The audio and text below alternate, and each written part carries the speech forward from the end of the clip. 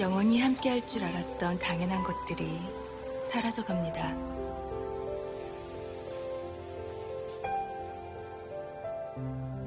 물과 공기, 숲과 바다, 그리고 선량한 동물들. 우리가 살기 바빠 눈길을 돌린 사이 모두가 살기 힘든 곳으로 변해갑니다. 우리가 살면서 남겨놓았던 흔적을 가져갈 수 있다면 세상은 그 빈자리에 투명하고 빛나는 것들을 다시 피워낼 수 있을 것입니다. 우리가 일상처럼 누리던 것을 우리 아이들에게 물려주기엔 이제 남은 시간이 많지 않습니다. 지구를 위해, 그리고 우리를 위해 지금 시작해주세요.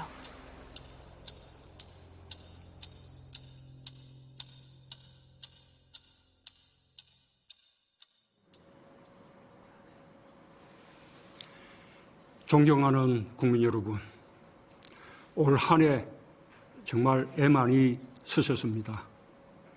코로나로 사랑하는 일을 잃어야 했던 모든 분들과 지금 이 순간에도 병마와 싸우고 계신 분들께 위로의 마음을 전합니다.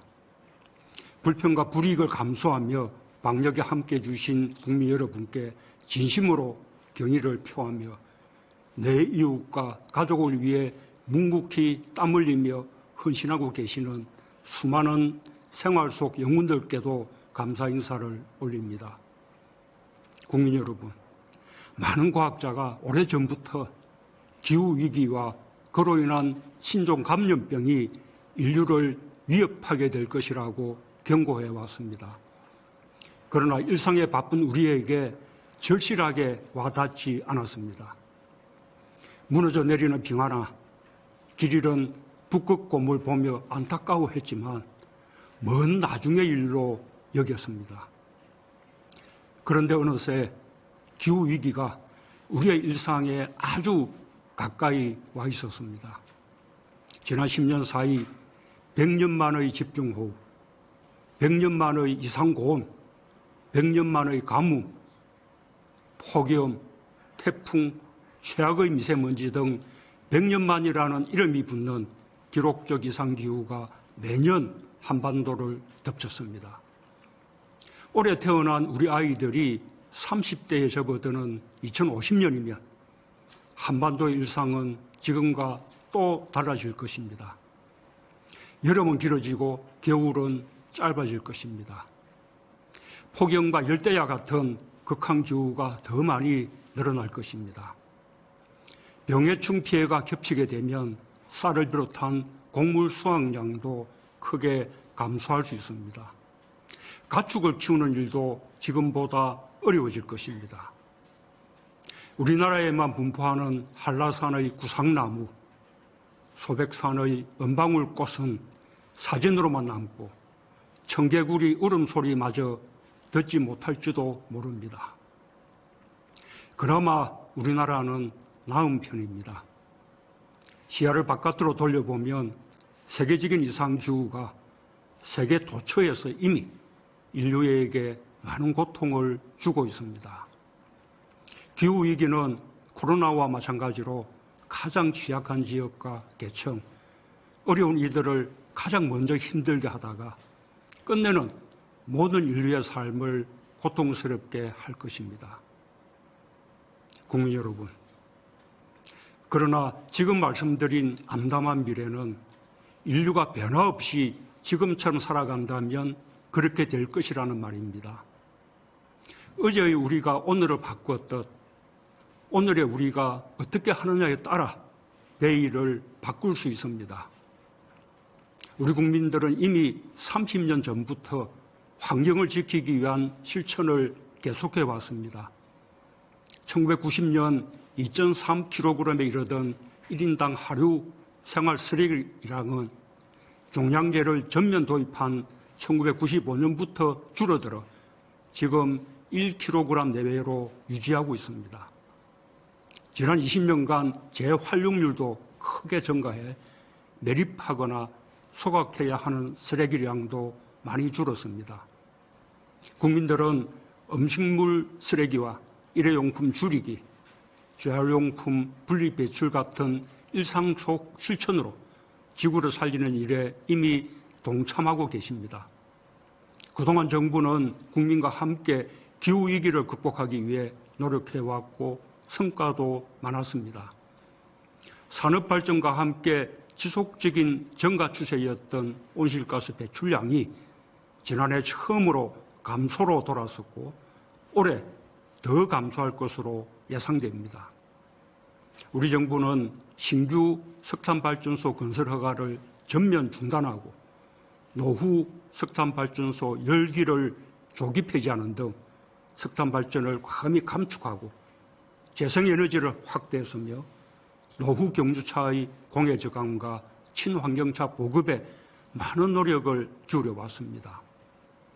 기업들도 탈탄소 대표 산업인 태양광, 전기차, 수소차 분야에 적극 투자하여 세계 시장을 선도하고 있습니다.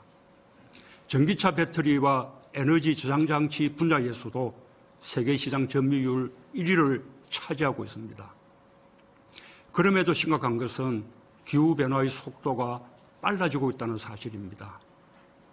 2018년 우리나라에서 열린 IPCC 48차 총회에서 만장일치로 채택된 지구온난화 1.5도 특별보고서는 산업화 이후 지구온도가 1.5도 이상 상승하면 해수면 상승과 이상기후 등으로 수많은 인류의 삶이 위기에 처할 것이라고 경고했습니다.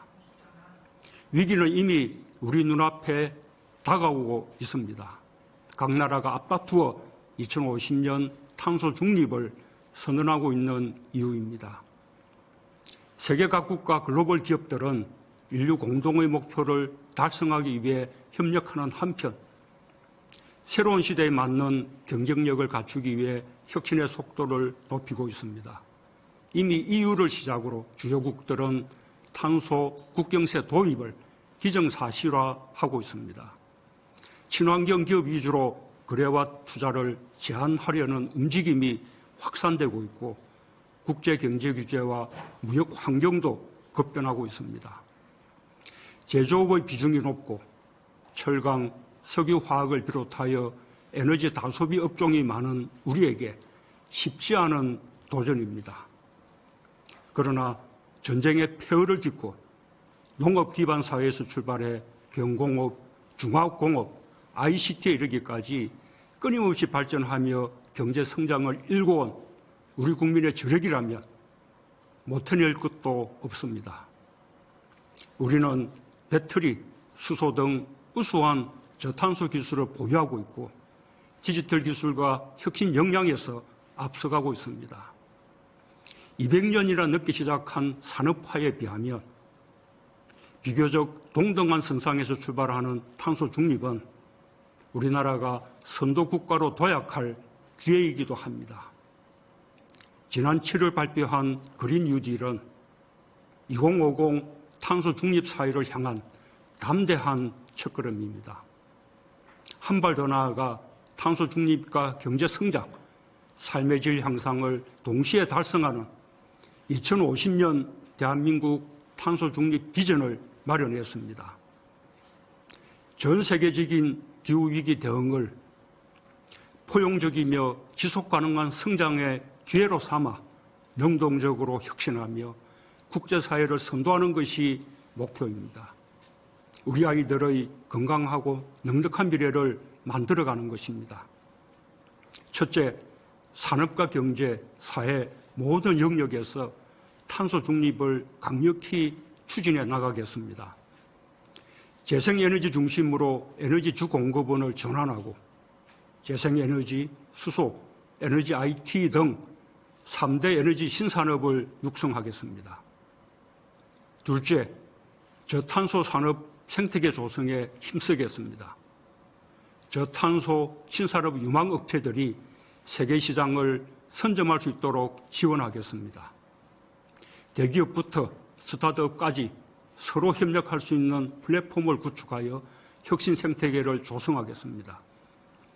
원료와 제품 그리고 폐기물의 재사용, 재활용을 확대하여 에너지 소비를 최소화하는 순환경제를 활성화하겠습니다. 셋째, 소외되는 계층이나 지역이 없도록 공정한 전환을 도모하겠습니다. 지역별 맞춤형 전략과 지역주도 녹색산업 육성을 통해 지역 주민의 일자리와 수익을 창출할 것입니다. 정부의 책임이 무겁습니다. 우리 정부에서 기틀을 세울 수 있도록 말씀드린 세 가지 목표를 달성하기 위해 과감히 투자하겠습니다. 기술 개발을 확대하고 연구개발 지원을 대폭 강화하겠습니다. 2050 탄소 중립 목표를 이루기 위해서는 기술 발전이 가장 중요합니다. 기술 발전으로 에너지 전환의 비용을 낮춰야 합니다. 우리의 핵심 기술이 세계를 선도하고 미래 먹거리가 될 수 있도록 정부가 든든한 뒷받침이 되겠습니다.